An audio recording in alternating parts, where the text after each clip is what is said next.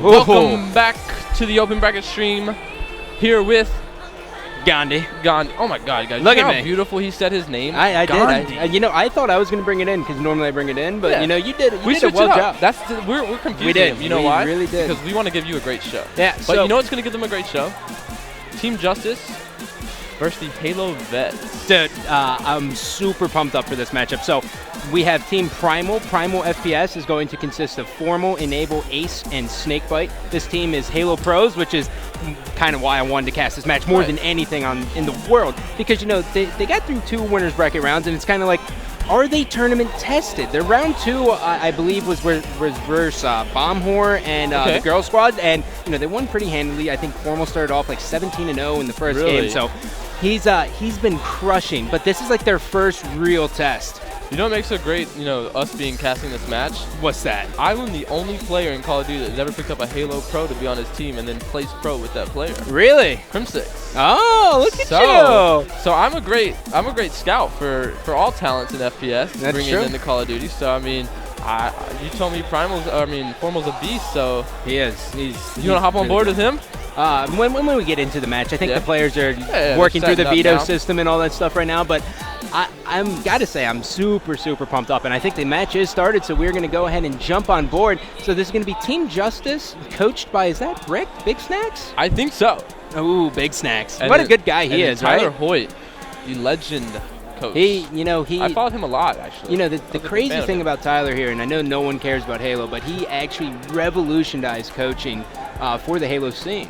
And, you know, they called him Coach NASA because when the power weapons would drop, he would go into the aircraft voice and he'd be like, 10, 9. Yeah, and it was perfect. Yeah, and it caught on. So he's known these guys for a very long time, and I'm super pumped to watch this entire match. And I think aren't we like supposed to hate each other because like I'm on Curse and you're on Complexity? I don't think we're supposed to hate each other. I think actually we're supposed to be fans of each other. You know why? Oh, yeah, why? Because we're both very good-looking young men.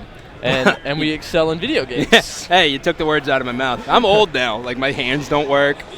What are you, 19, 20? I'm 24. Nah. But thank you. Yeah, I wish I was 19. We are on board with the Formal here. Domination on Octane. What do you think about Domination on Octane? You know, the big thing with Domination on Octane, just from watching Curse Las Vegas play so much, there's so many times where people get so caught up in B where I feel like when you have the ace or when you have the C spawn, you can push right through pawn and just grab A and just flip the map, and then that forces them to take B. Do you agree with that? I agree with that. I wish that teams would focus more on flipping to the AC. Like, okay, so let's say we spawn C side, just like Primal just did there. I want to see them flip immediately to A and then completely ignore B. You know why? I feel like if you can get A neutral, not cap it, but get A neutral, then you can set up on this map to get an easy 2-cap, being AC, and then B is kind of, you don't really got to push for it. What we do in our scrims is we kind of have Glacier play the slow, methodical roll with a thermal LMG. Protect B only. That's his only role. I hate the LMG. Right. He's so good with that thing, too. That's exactly why. And then we have TP, our objective player, constantly rotate flags. And it works so well because the teams are getting a bad spawn 1, and they're having to either decide rotate back or push to the other spawn. And you are right, dude. Formal is a monster. Yeah, he's starting off here, and I do believe Ghost is going to be on the left side, but this is brand new to me, the whole spectator mode. So I do believe Ghost is going to be on the left side. Yep. And so they're down by a little bit here, but they are able to get B, which is going to be a big burden off their back. They do have C, and it looks like they're actually going to go for the Dom here. They do have 3 players on the screen here. They're going to be coming out bottom motel. Formal's going to have 2 guys coming in front. As one guy there is able to clean him up, is going to be taken out from the back, and those players are going to be rotating over towards the pawn side. And Aches, as a player, okay, when you have A control, where do you push out from? Because I feel like when I play it and when I look at it, it's like, oh, God, don't go out of front motel. So when you want to think about it, you want to secure your base, but you don't want to be in your base. So the way you do that is you cut off lanes to your base by pushing them out. So, like, let's say they cut off all of strip side. They eliminate the players coming from strip, and then you get 2 ARs in power positions to watch, you know, let's say their tank and then their top pawn. And then you kind of push the sub to put pressure, so it's like non-stop aggression, like being very annoying. Yeah. And that makes the teams kind of have to fight that guy and then easily picked off by your AR players. Isn't it kind of crazy in this game how the map determines basically what setups everyone runs? Like, Freight, it's so funny. Like, when you guys played us, I was like, they're running 4 subs. For the love of God, switch to 4 subs. We cannot handle this. Like, the pressure on some maps, it's just a necessity at this point. So hopping on board with Team Justus here, it looks like the score is 45-36. You know, Justus really is just focusing on holding map control. They have an A/B setup right now. As you see in the top left here, that Primal's forced back into their spawn trying to pick up kills. Chino just had a 6 shot. I'm not sure on who that was, but you know, I mean, the difference here is they're hitting their shots, and maybe not all of Primal is. So if Primal can just kind of turn up, get the adrenaline going, start, you know, outslaying the other team, I can see him get map control and maybe pushing for a domination since they are on the good side. Yeah, they do have the good side. And I was getting ready to say, I was like, you know, which side do you want? Like, just you're going to spoon feed it to you, but obviously they have the good side. Jumping on board with Chino, rounding around, sees that A is going to be lost, has Formal in sight. Formal's going to embarrass him, and now it looks like he's actually going to be getting that A neutral. Interesting setup here from Formal. Tar red dot. I mean, if you look at every player, I mean, I really don't see a red dot at all being ran on this submachine gun, but Formal is showing why he is a versatile player. Enable, though, going all for his team right now. 11-6. He just died, but I want to hop on board with him on respawn here. He's using the Remington with a grip. That must be the caster curse, but yeah, no, it is. You'll learn it eventually. But you know, the Remington, you know, I've heard mixed reviews about it on LAN so far. I've heard that some people love it, some people hate it. I run the MTAR, and it's funny that you actually brought up the red dot because I was talking to Formal, and he said, you know, I run the red dot because it reminds me a little bit more of Halo, and I feel comfortable with it. Really? And you know, as a player, it's all about finding your comfort zone. That's all it's about. I'm interested though because I've been seeing a lot of players running kind of the grip Remington, and I don't really understand. Well, I mean, grip versus longbow, especially on this map, because I mean, you're going to get more long-range engagements than you are close range, and the recoil. I mean, when you fight the recoil advantage versus the ability to win long-range gunfights, in my opinion, muzzle brake would be more beneficial, especially on this map with an AR. Yeah. But I mean, I've seen a lot of players, JCap being one of them, who is really getting good with the grip Remington. But under 30 seconds here, pretty close game, I would say, going down the first side here of domination on Octane. Yep, Formal rounding the corner here, just tries to spot a guy who's going to be taken out. His teammate's going to be taken out as well, and that's going to be a 2-piece, and they are going to hear about that. 15 seconds left on the game clock, and they are going to get dominated in the last couple seconds, so they're going to actually have to make up probably roughly about 30 seconds. Yep. And, you know, that's a big thing for Justus, too. And as everyone knows, Justus is a team who gets pretty hyped up. Yeah, if you can hear him in the background right now, Gucci is going off, and he is letting them know. I mean, stats-wise, he didn't really have, you know, the superstar stats, but, I mean, he was making the plays for his team and letting Primal know.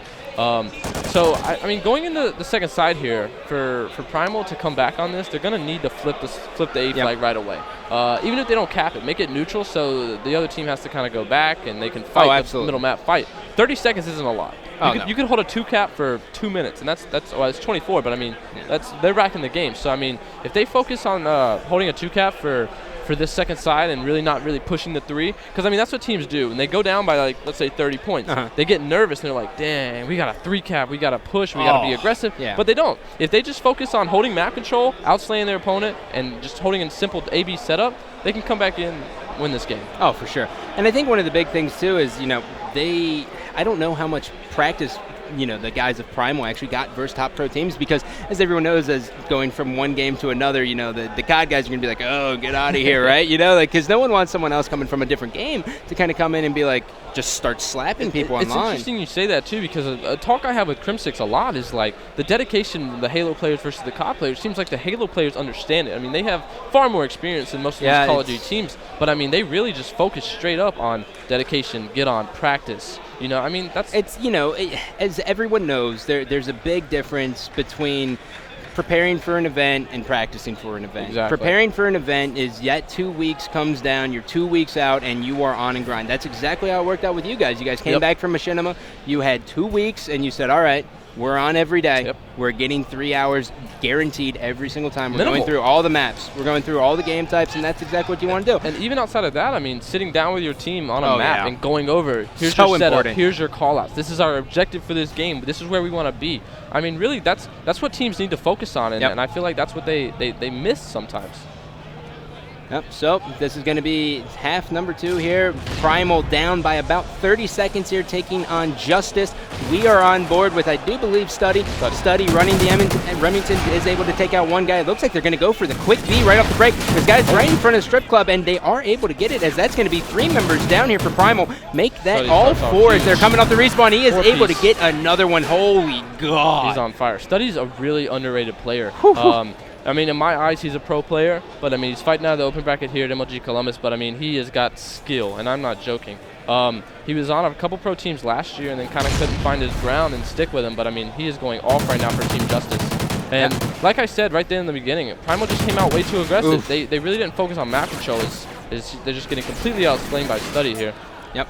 So Study now is he just 5 kills, 5 and 1 right there. Had his head on a swivel. And the one thing I loved about what Study was doing was actually the fact that you notice how he cut off an angle. He wasn't watching the same thing as his teammates, and I think that's one of the main errors that a lot of amateurs have going in, is that small talk. Oh God, with another 2-piece here. Right, Study has another guy in sight. Is he able to take him down? And he is able to. Oh my God, Study. It's outside of small talk. It's really just mini-map awareness. I mean, a lot of players need to focus on their mini-map. They can see exactly what their teammates are looking at and decide where they should be. Study gets taken down in his back there. Let's hop on board with Snakebite, who seems to be going off for Primal right now. Hopefully he can lead the charge for the comeback. Yep, Snakebite pushing out a motel. His teammates trying to cap B. His teammates going to be taken out. Looking at the mini-map, they are all going to be on the strip club side here, as they're going to just keep pushing on. Coming through right in front of Broken. They're going to double up on this flag. I do think so. I can't know. They weren't doubling up, so he's going to be taken down. They're going to still be able to try to keep it. Study got a 3-piece. You couldn't see right there in the kill feed, but Study was hiding on their tank. 3 of Primal hopped on the B there, and Study picked all 3 of them up. I don't think Primal is utilizing smoke as they should on this map. It's really important because no one on Justus right now has a thermal anything. So, I mean, they really need to pull out their smoke classes if they have them and hopefully get this B flag and set up on map. Yep, Study's going to be taken down here. That's going to be 3 members down for Justus, as Primal's trying to get something started, but they're going to be taken out. Another one goes down. Enable's going to be taken out. Study's going to be taken out after he gets a kill, and that's going to be 3 members down for Primal, as Formal coming off the respawn has a guy rounding around to the broken Humvee. Drops down, gets his eagle on, waiting for him, spots the guy, and he's able to get it. You know, Formal's a really good player. I can even notice just how he plays the map. He looks like a professional Call of Duty player because of how he uses his his surroundings, his buildings. You know, he really utilizes it to get the best position for a 1v1 gunfight. I mean, really here, all I see they're doing wrong is not utilizing smoke and not setting up on AR map control. Formal here, oh my God, that he's was doing disgusting. a great job. If they can pick up this, again, dude, Study, he is going off right now. He has got him off that B flag, I think, every single time. Now he's just going to set up and get top map control, constantly spawn kill him. Primal's in a bad spot right now. They really need to focus on regaining map control, setting up their AR players, and shut down Study. The kid's 19-5 right now. How can we not stay on board with him? I was just getting ready to say it's not a mistake in the graphic. I know it's a new broadcaster mode. It's not a glitch, but he's 19-5. This is absolutely bonkers. I have no idea what he did in the first map, but you don't see that often. Normally we see like 10, 13 kills. It's like, okay, you're doing well. He has another guy in his sight. Is he able to take him down? And I think he was able to. So there's 20 kills. 2 members down here for Primal. Make that 3. You got to think, Gandhi, he's got 20 kills in 3 minutes and 40 seconds. Yeah, that's absurd. He's playing well.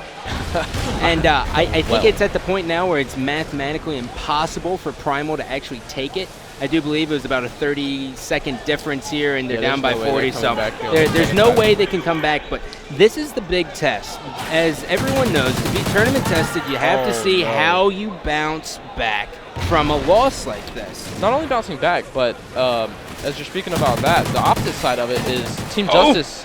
What they want to do is kind of just demoralize their opponent. When you have a lead and you know it's mathematically impossible for the other team to come back, you just want to constantly beat them down. Like, get in their minds, make them feel like they are worse than you. But I mean, the experience on this Halo veteran squad, Primal, I really don't see that affecting them much. But Study, man, 24-8, not much else can be said, but he is really shutting it down for Team Justus right now.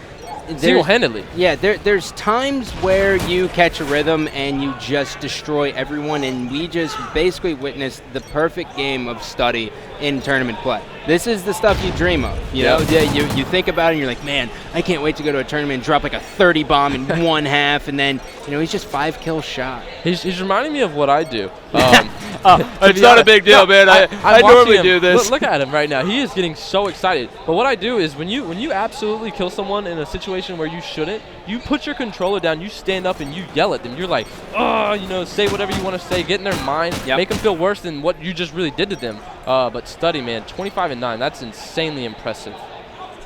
More kills than all of his team combined.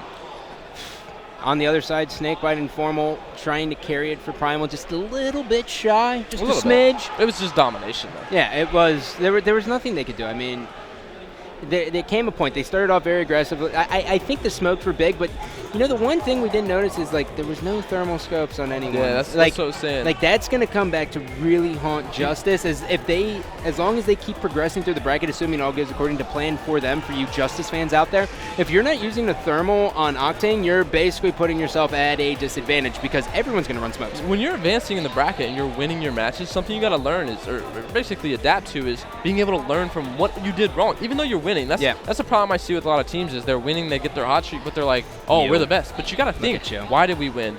You know, think, what did we do wrong? How could we have won by more? And that using that knowledge and basically progressing your gameplay in a sense of how your team plays, and then adding it to round 2, round 3, getting better as you go along in the tournament. That's what makes tournament champions here, Gandhi. It makes insanely good sense. I don't know if we go to commercial break. We do go to commercial break. Okay, this is good.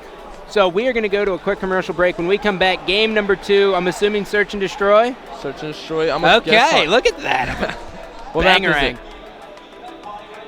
We have no idea, but it's going to be a good SMD It's going to be a map. surprise. So, ladies and gentlemen, stay tuned. When we come back, Primal is down 0-1. Will they come back? Give them the eye. Will they come back?